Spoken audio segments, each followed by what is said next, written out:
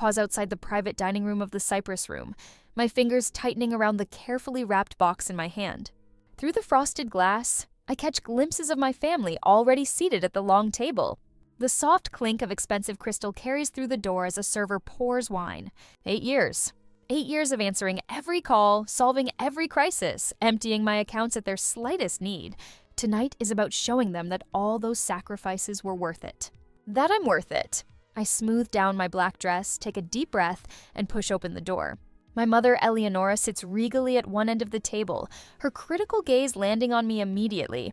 Her lips purse slightly as she assesses my appearance, looking for flaws to point out later. Next to her, my older brother Preston smirks into his wine glass, the same superior expression he's worn since we were children. My younger brother Spencer looks up his phone, his face arranging itself into an expression of delight that doesn't quite reach his eyes. Camille finally decided to show up. Only my father brightens genuinely at my arrival. Harrison Collins stands, arms outstretched, his smile widening as he spots the gift in my hands. "There's my girl," he says warmly.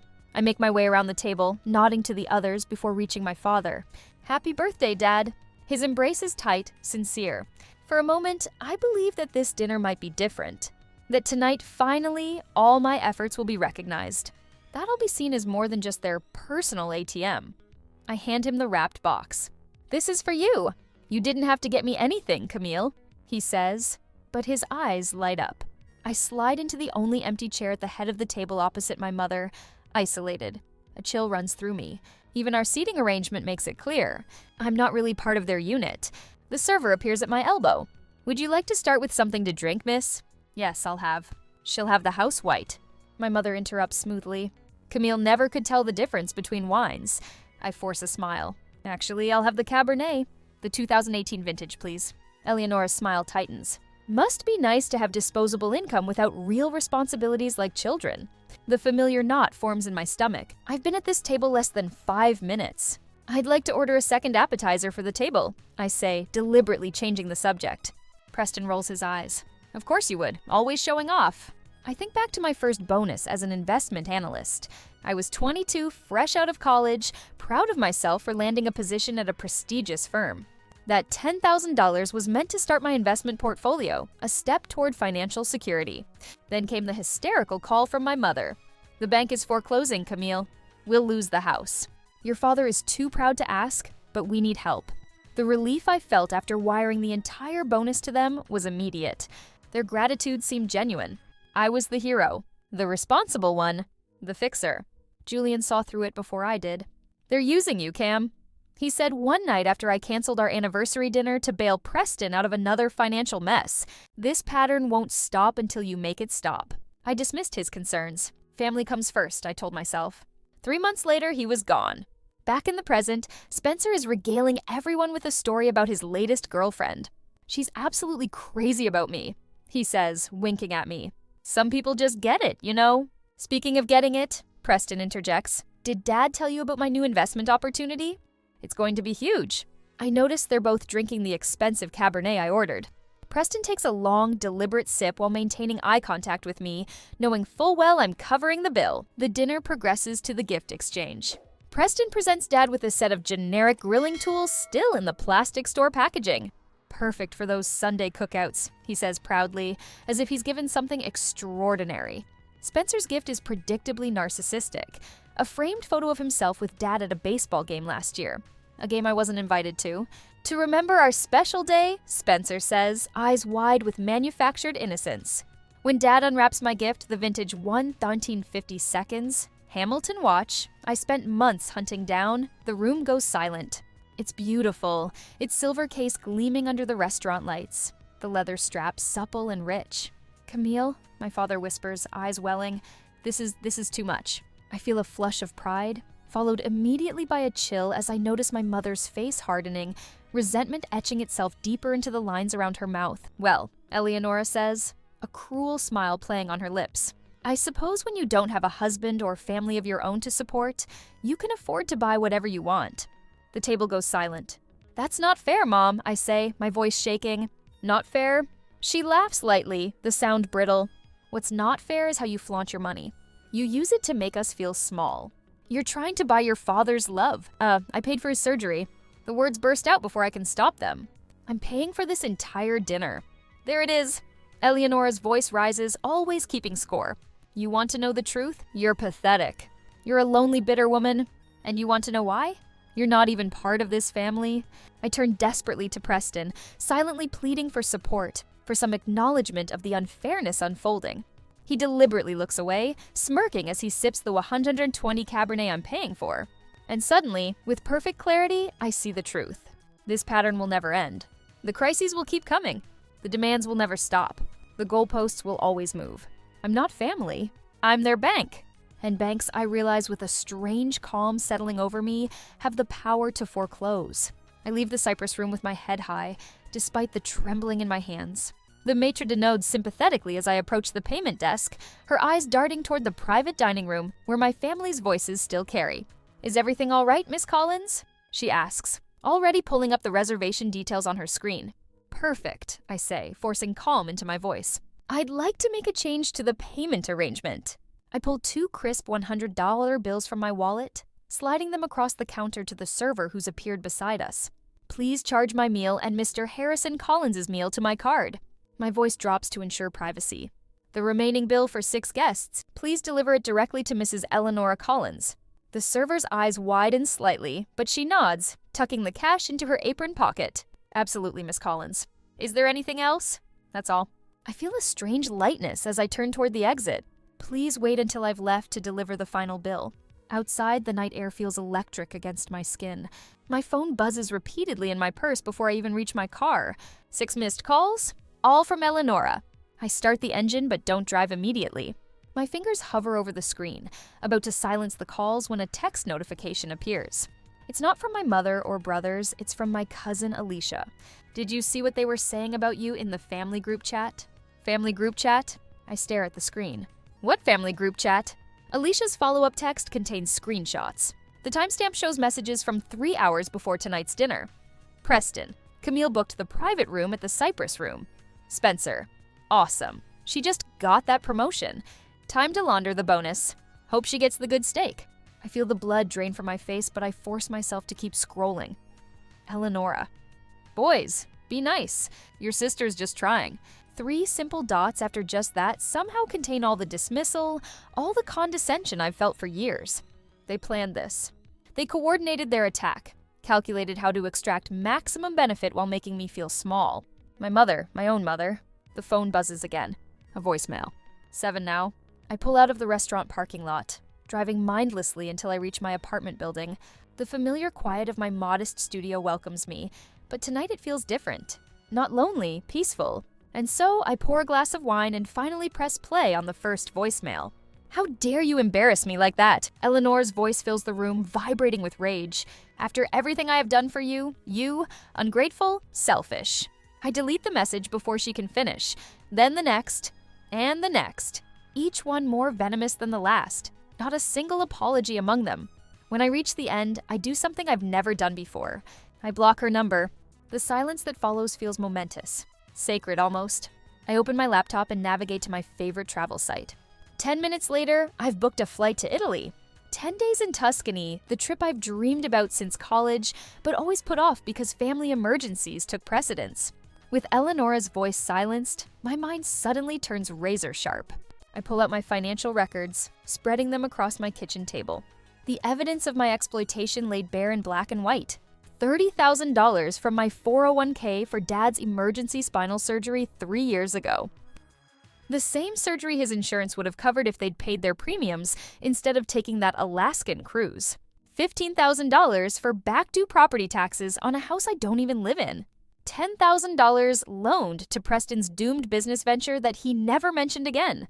Thousands more for car repairs, utility bills, Spencer's textbooks for degrees he never finished. I do the calculations twice. My retirement has been set back 5 years. 5 years I'll never get back. But the financial loss pales in comparison to the emotional manipulation. The canceled dates with Julian, the missed promotions because I was too distracted by family drama to focus on my career. The perpetual anxiety that came with every phone call, wondering what crisis awaited me this time. The next morning, I sit in Dr. Annabelle Croft's office. my hands clasped tightly in my lap. I'm free, I say, the words feeling foreign on my tongue. So why do I feel this crushing guilt, this emptiness? I don't know who I am if I'm not their problem solver. Dr. Croft studies me over her glasses because problem solver was a you played. It gave you a purpose, but it wasn't you. Our job is to find out who Camille actually is. My phone lights up with a text. Julian, heard about what happened at the restaurant. Are you okay? I smile, appreciating his concern, but not ready to respond yet. That evening, Spencer launches his counterattack. An email notification appears on my phone. Spencer Collins has tagged you in a GoFundMe campaign. Family betrayed by narcissist sister, the title reads. The description paints me as a villain who abandoned her family in their time of need. I report it for fraud within minutes. By midnight, the page is gone. An anonymous email arrives shortly after from Spencer's personal account. You're a monster.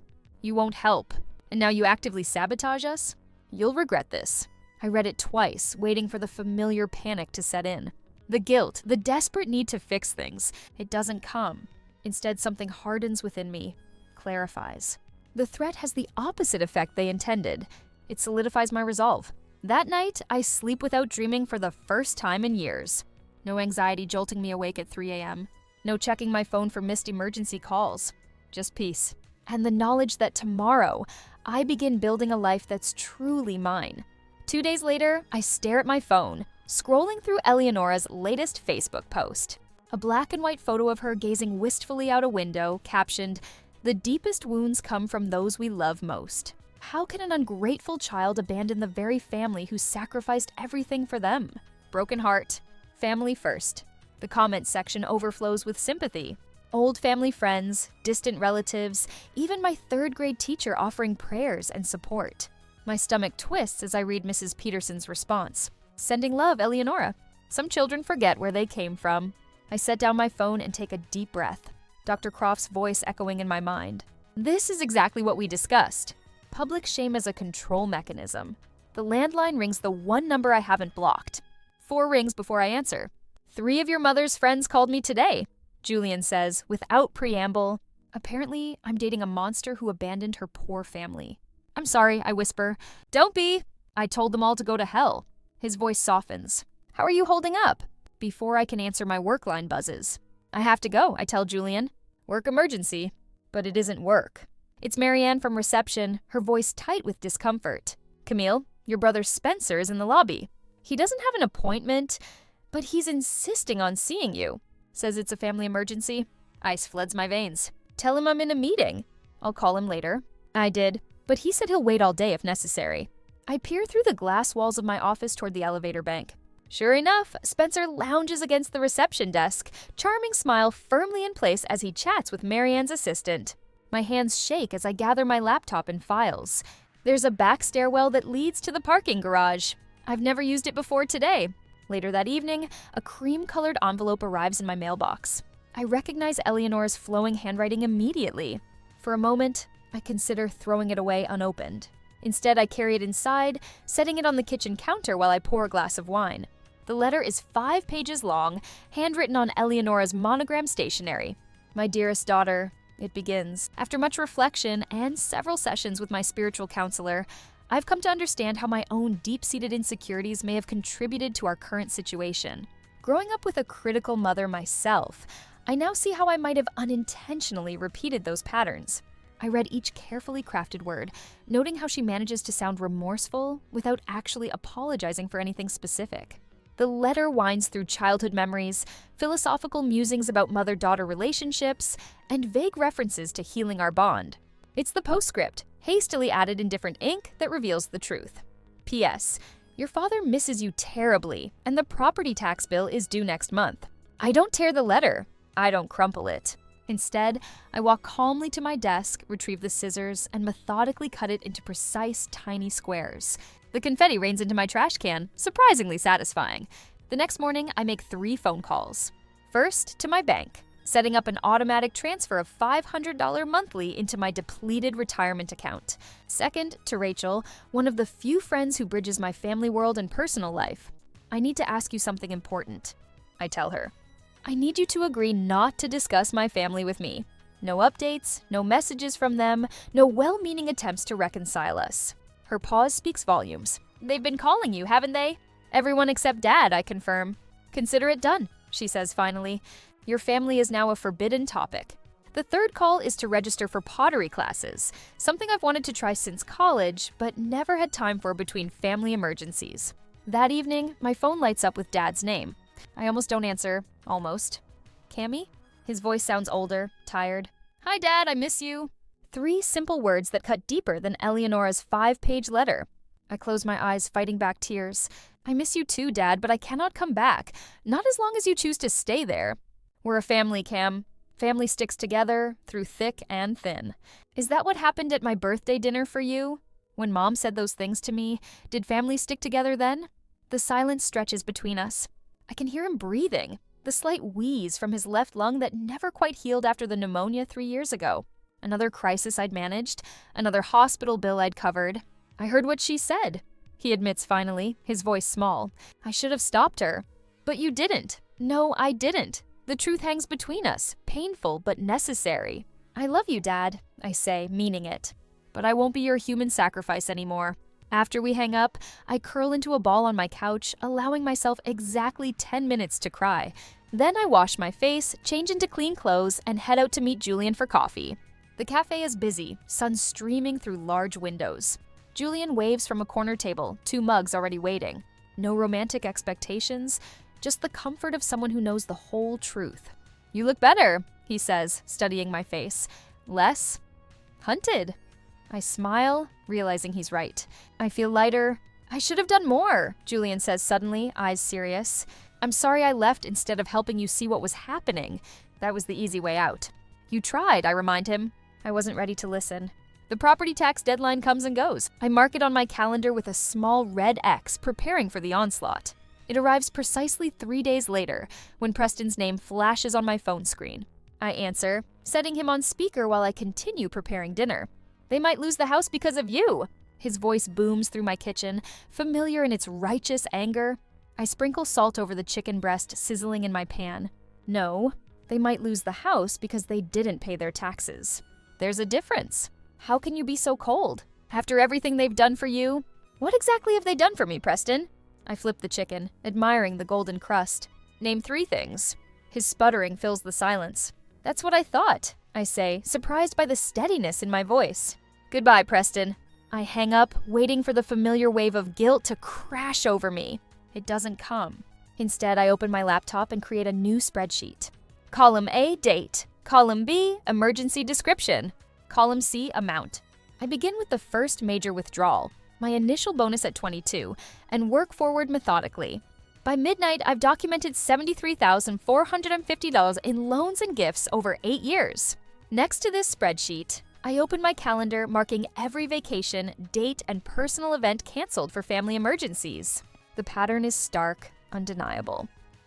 Not a single important moment in my life remained untouched by their needs. 2 weeks later, I board a plane to Italy, a trip I've dreamed of since college. The photos show a woman I barely recognize smiling genuinely, shoulders relaxed, eyes clear. In one, taken at a small cafe in Florence, I'm laughing, head thrown back, completely present in the moment. Doctor. Croft smiles when I show her the pictures during our session. That's what freedom looks like, Camille. The holiday season approaches. For the first time in my adult life, I decline Eleonora's formal Thanksgiving invitation. Instead, I host a small gathering of friends in my apartment. No family drama, no walking on eggshells, no calculating the emotional cost of each interaction. 1 year after the restaurant confrontation, I'm reviewing quarterly projections when my phone buzzes with a text. Spencer's name appears on the screen. We need to talk. It's about Dad. My heart stutters. Old patterns trying to reassert themselves. Call immediately? Drop everything. Fix it. I set the phone down and continue working for exactly 30 minutes, completing my task before picking it up again. The message waits, demanding a response. My finger hovers over the screen as I make a decision. A week later, the cafe bustles with mid-morning energy. The hiss of espresso machines, clinking cups, and murmured conversations creating the perfect public backdrop. I chose this place deliberately. Open space, witnesses, no chance of being cornered. I check my watch. A practical stainless steel timepiece, nothing like the vintage Hamilton I gave Dad last year. 2 minutes until Spencer arrives. I pull out my phone, open the recording app, and press start. The screen confirms recording hey shown. I slip it back into my purse, making sure the microphone isn't obstructed. You okay? I look up to find Julian at the next table, his laptop open, but his attention on me. He'd arrived 15 minutes before me, settling in as if he were just another remote worker needing caffeine and Wi-Fi. I'm fine, I say, surprised by how true it feels, just ready to get this over with. Julian nods, then returns to his screen, maintaining the illusion of separate customers who don't know each other. The weight of his presence steadies me. The door chimes. Spencer walks in, scanning the cafe until he spots me. He's dressed better than usual, crisp, button-down, pressed khakis, the uniform of responsibility. He's come prepared. So have I, Camille. His voice carries the precise note of controlled concern as he slides into the chair across from me. Thank you for meeting me. I have 30 minutes, I say, tapping my watch. I need to be back at work for a conference call. Spencer's mouth twitches annoyance quickly masked with practiced sympathy. He reaches into his messenger bag and pulls out a manila envelope. I brought some things you need to see. He extracts several photographs, laying them on the table between us like playing cards. Dad, looking thin and pale, sitting in his favorite recliner. Dad at what appears to be a doctor's office, shoulders slumped. Dad asleep in a hospital bed, an IV in his arm. Something cold washes through me. When were these taken? Over the last few months? Spencer leans forward, voice dropping. He hasn't been the same since you abandoned us, Camille. The word abandon lands like a slap. He barely eats, hardly sleeps. The doctors say his blood pressure is dangerously high. I force myself to breathe evenly, to study the photos with analytical distance, rather than the panicked guilt bubbling up inside me. What exactly is wrong with him? His spine. Spencer shakes his head sadly. Remember that surgery you helped with before? There are complications. He needs another procedure. The implication hangs in the air, unspoken but clear. This is your fault. You left and now Dad is suffering. Doctor. Croft's voice echoes in my head. Notice when they're using your father as emotional leverage. They know he's your weak spot. I'm sorry to hear he's unwell, I say, keeping my voice steady. Which hospital is he being treated at? Spencer blinks. County General. And his doctor's name? Dr. Wilson. The answer comes too quickly. Neurosurgeon or orthopedic specialist? Spencer's eyes narrow. What difference does it make? It makes a difference because I'd like to speak directly with his doctor. I pull out my phone. If you give me Dr. Wilson's contact information, I can call right now to discuss Dad's treatment plan. Spencer shifts in his seat. You can't just call his doctor. There are privacy laws. Dad can authorize it. Let's call him right now and ask. He's resting, Spencer says sharply. The medication makes him drowsy. I take a sip of my cooling coffee, using the moment to steady myself. Spencer's tells are obvious now. The finger tapping, the rapid blinking when he's fabricating details. I care about Dad's health. I say carefully, but I won't be manipulated, Spencer. His expression darkens. You sound just like that therapist of yours. Has she convinced you that your own family is manipulating you? He leans forward. What kind of daughter abandons her father when he needs her most? Mom was right about you. You've always been selfish. The words echo Eleanor's exact phrasing from countless arguments. In the past, I would have spiraled into defensive explanations, desperate to prove I wasn't the villain they painted me to be. Not anymore. I understand that's your perspective, I say. Spencer stares at me, waiting for the usual frantic justifications. When they don't come, confusion flickers across his face. Look, he says, voice hardening, this isn't a debate. Either help with Dad's surgery, or don't pretend to care about him. I've offered to speak directly with his doctor. I've offered to call Dad right now. If he truly needs another surgery, I want to hear the details from medical professionals, not through you. Spencer's face flushes red. You don't trust me? Your own brother? I trust medical professionals to explain medical conditions. Fine. He throws up his hands. Call Dad, but Mom already told him you'd pay for everything. The slip hangs in the air between us. Spencer freezes, realizing what he's revealed. So Dad doesn't actually know you're asking me for money? I say quietly. Spencer's voice rises. Don't twist my words. Dad knows he needs surgery. Mom was just trying to spare him the stress of financial worries.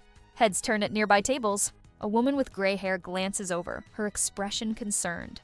You've always had it easy, Camille, Spencer continues, louder now. Your fancy job, your wealth, while the rest of us struggle. And now you won't even help our father? I keep my voice even, soft. Spencer, we're in a public place. Let's keep this conversation civil. Civil! There's nothing civil about abandoning your family. He slams his hand on the table, rattling our cups. The cafe grows quiet. The server approaches our table, her expression professional but firm. "Sir, I need to ask you to lower your voice or take this conversation elsewhere." Spencer turns on her. "This is a private matter. Not when it's disturbing our other customers." The server stands her ground. "Do I need to ask you to leave?" Spencer looks around, suddenly aware of the attention he's drawn. Every eye in the cafe watches him, not with the sympathy he expected, but with disapproval. Julian stands and moves to my table, saying nothing, simply positioning himself behind my chair. My phone chimes with a text message. I glance down to see Julian's name. "Everything okay? Need backup?" Before I can respond, another text arrives from my office. "Take all the time you need. We've got your presentation covered. Dr. Croft says she can see you at 2 p.m. if needed." A web of support surrounds me now, invisible to Spencer, but strong enough to hold me steady. I pick up my phone and dial Dad's number, holding Spencer's gaze as it rings. "Hello?" Dad's voice sounds alert, confused by the unexpected call. "Dad, it's me, Camille." "Cammy," surprise brightens his tone. "Spencer said you were too busy to talk to me these days." Spencer reaches for my phone. I turn away, protecting the connection. "How are you feeling, Dad?" "Spencer showed me some pictures. He says you need another surgery." "Surgery?" Dad sounds genuinely confused. No, the doctor just changed my blood pressure medication last month. It's working well. No surgery needed." Spencer stands abruptly, face pale. "I have to go." As he gathers his things, I notice his phone screen lighting up with notifications. Even upside down, I can make out Eleonora's name, followed by, "Did she agree?" "How much, Dad?" I say calmly. "Would it be okay if I spoke with your doctor? I'd like to understand your current treatment plan." "Of course, sweetheart." "Dr. Martinez, not Wilson." "Don't know where Spencer got that name. She's excellent. I'll call her office and let them know you might contact them." Spencer storms toward the door just as my phone pings again. Preston calling. I decline it, watching my younger brother flee the cafe, already pressing his own phone to his ear. The family that once seemed so united against me is fracturing before my eyes. "Dad," I say, feeling something shift inside me. "There's something we need to talk about." The phone rings as I'm sorting through quarterly investment reports. Harrison's name flashes on the screen, and I pause, feeling the familiar tug of obligation. It's been 3 weeks since the cafe incident with Spencer. 3 weeks of relative quiet. "Dad," I answer, keeping my voice even. "Cammy." His voice is warm, but cautious. "How are you, sweetheart?" "I'm good. Busy with work." I tap my pen against the desk calendar, already sensing what's coming. "Listen, I've been thinking." Harrison clears his throat. "What if we had a family dinner next week? Just to talk things through." Eleonora promises to apologize. The old Camille would have immediately rearranged her schedule, grateful for any crumb of reconciliation. But as I sit in my office, surrounded by the life I've built, I recognize the trap. "I love you, Dad," I say softly. But I can't. An apology under pressure isn't real.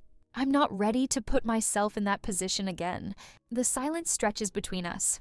I can practically hear him deflating. "She's really trying, Cammy, is she? Or is she just trying to get things back to the way they were?" Another long pause. "I miss you." "I miss you too." But this isn't about punishing anyone. It's about protecting myself. When we hang up, the old guilt surfaces. That nagging voice questioning whether I'm being selfish, whether family loyalty should trump everything else. I open my desk drawer, pulling out the therapy journal Dr. Croft suggested. Beneath the guilt, I identify something new. Resolve. Thanksgiving arrives with a flurry of social media posts about gratitude and family togetherness. The Collins family invitation sits in my email, untouched. Instead, I spend the day with Julian and his new partner, Michael. We cook together in Julian's apartment, laughing over burned rolls and slightly undercooked stuffing. To freedom, Julian toasts, raising his glass with a knowing smile. Later that night, scrolling through Instagram, I see Eleonora's perfectly staged family photo, Harrison, looking uncomfortable in a sweater I'd never seen before. Preston and Spencer flanking him, their smiles tight. The caption reads, "So sad when a family is broken apart by selfishness. We miss those who should be here." Just months ago, this would have sent me spiraling into guilt and shame. Tonight, I just feel sad confirmation of my mother's victim complex. I close the app and sleep soundly. The call from Beatrice comes out of nowhere on a Tuesday morning in December. Preston's wife rarely contacts me directly. "Camille?" Her voice is thick with tears. I'm sorry to bother you, but I didn't know who else to call. I step away from my desk, moving to the privacy of the stairwell. What's wrong? It's Preston. He's been lying to me. Her words tumble out between sobs. He just admitted he's $10,000 in debt to you from a failed investment, and now he's demanding I sell my car to cover new debts. He keeps blaming you for cutting him off and ruining his finances. The revelation doesn't surprise me. Preston had always lived beyond his means, confident that someone, usually me, would bail him out. Beatrice, I say, keeping my voice calm and measured. I am truly sorry you're in this position, but that is between you and Preston. I'm not involved. But if you could just help us... No, the word comes easily now. I can't fix this for you. Preston needs to face his own financial choices. After we hang up, I sit on the stairs, processing. The family is turning on each other now that their ATM is closed. It's both vindication and sadness rolled into one. Back at my desk, an email from Maria in senior management waits. Camille, can we meet to discuss the Harrington acquisition? We're considering you for project lead. The opportunity is exactly what I've been working toward. A major promotion with significant responsibility and higher pay and longer hours. My hand hovers over the keyboard. The old Camille script plays in my head. I can't. I need to be available for emergencies. That evening in Dr. Croft's office, I pace by the window. What's holding you back? She asks, watching me with that penetrating gaze. I've always been the one they could count on. What if someone needs me and I'm stuck in meetings? Dr. Croft leans forward. Whose emergency are you actually afraid of missing? Is it your family's? Or is it your own? The question stops me. Mine? The emergency of feeling needed. Of having purpose through solving other people's problems. The truth of it settles in my chest. I've built my identity around being the fixer, the crisis manager. Without that role, who am I? I say slowly, I'm afraid of finding out who I am when I'm not saving everyone else. The next morning, I email Maria. I'd be honored to lead the Harrington acquisition. 3 months later, I'm standing at a podium at the annual Financial Services Conference, leading a panel on emerging market investments. My voice is steady, confident. The room is packed with industry leaders, and I feel a strange sense of belonging I never experienced in my own family. At the reception afterward, a man approaches with 2 glasses of champagne. Impressive panel, he says, offering me one. I especially liked your point about sustainable development funds. Thank you. I accept the glass, noticing his warm eyes and easy smile. Rowan Barnes, he introduces himself. Architectural development partners. Camille Collins. Westridge Investments. Our conversation flows easily about work, about design trends in financial districts, about our shared love of Italian espresso. Not once do we mention family drama or emergencies or obligations. It's just 2 professionals connecting over mutual interests. When he asks for my card, I feel a flutter of interest that has nothing to do with needing to save him or fix his problems. He's successful, stable, my equal. That night in my apartment, I stare at his business card, realizing how much has changed. My old life is fading away, replaced by something I never thought possible: independence. Harrison calls less frequently now, and when he does, the conversations have shifted. How's work, Cammy? He asks, genuine interest in his voice. Good. Challenging, but good. I'm leading a major acquisition. That's wonderful. A pause. I started seeing someone. A therapist, I mean. The admission surprises me. That's great, Dad. Yeah, well, turns out I have some things to work through. Spencer's emails have stopped. Preston is radio silent. Eleonora remains a blocked number. The silence used to feel like punishment, like emptiness. Now it feels peaceful. As I place Rowan's card on my nightstand, I realize I'm no longer waiting for the next crisis call. I'm just living my life. And it's enough. The evening sun paints golden streaks across my penthouse windows. 2 years since that birthday dinner, and sometimes I still can't believe this view is mine. 40 floors up, the city sprawls beneath me, a constellation of lights beginning to twinkle as dusk settles. I trace my fingers along the granite countertop, savoring the cool smoothness against my skin. Photos from my life after the Collins family collapse line the walls, hiking through Tuscan hills, laughing with colleagues at my promotion celebration, evenings with genuine friends who expect nothing but my company. Rowan appears from the kitchen, champagne flutes in hand, his easy smile crinkling the corners of his eyes. To the new partner, he says, extending a glass toward me. I accept it with a smile that feels natural, effortless, nothing like the strained expressions I manufactured for family gatherings. It still doesn't feel real sometimes. Which part? he asks, leaning against the window frame. The promotion or the life? Both, I admit. Remember my old studio apartment? Rowan nods. We'd met after I'd already begun reclaiming my life. But he's seen the photos, the cramped space where I'd lived, while sending thousands to my family. The contrast between then and now isn't just in square footage, it's in the lightness I carry. My phone buzzes on the counter. I glance down, surprised to see blocked call with a voicemail notification. Technology glitches sometimes. Eleonora's occasional attempts still break through. I pick up the phone and delete the voicemail without listening to it. Your mom again? Rowan asks, not needing details. Probably. I shrug, adding her newest number to my block list. The gesture takes seconds, requires no emotional energy. 2 years ago, each call would have triggered hours of anxiety. Rowan raises his glass. To us. To us, I echo, the words feeling right. Not family obligations or forced loyalty, but a choice. Us. Later, curled on the sofa with my journal, I find myself reflecting on my former addiction to being needed. Doctor. Croft had helped me see the pattern how I measured my worth by how much I could give, how desperately I sought validation through sacrifice. Worth is inherent, not earned through financial support, I write. My value exists independent of utility to others. The boundaries I've built extend beyond family. Last week, I declined joining a client dinner without inventing an excuse. I'm not available that evening. Was enough. The simple power of no still occasionally surprises me. My retirement fund, decimated by the $30,000 withdrawal for Harrison's surgery and countless other emergencies, has been steadily rebuilding. Each automatic transfer is an investment in myself, something the old Camille would have found impossibly selfish. Doctor. Croft's words from our final session echo. You've done the work, Camille. The tools are yours now. Her graduation gift sits on my bookshelf, a small brass compass engraved with "Find your own true north." It's become my touchstone. Tomorrow, Julian and his partner are coming for dinner. Our friendship survived the breakup and my transformation. He was right about my family all along, but never once said, "I told you so."